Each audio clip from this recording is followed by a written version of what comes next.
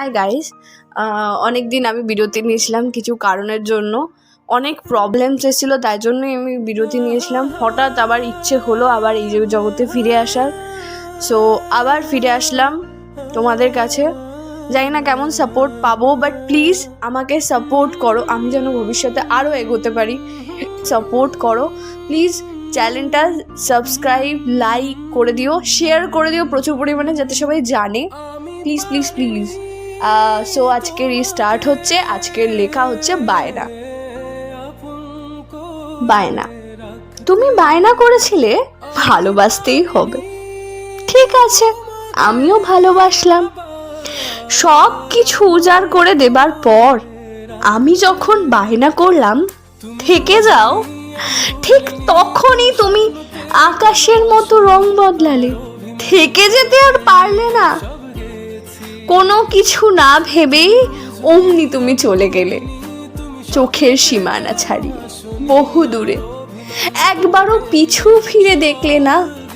আমার হাসি, আমার কান্না, সব কিছু যে তোমায় ঘিরে ছিল, সেই তুমি চলে গেলে। আমি কেমন করে থাকবো?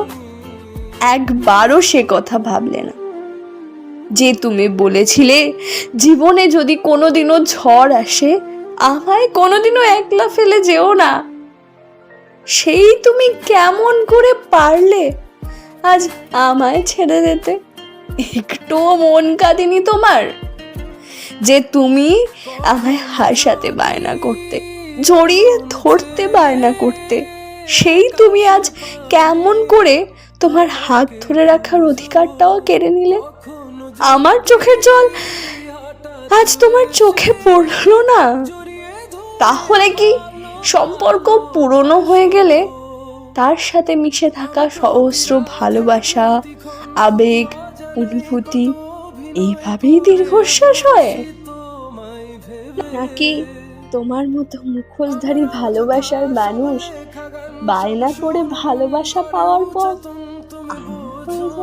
কেন আমাকে তুমি বুঝনি, আমি বলিনি, তুমি স্বপ্নতে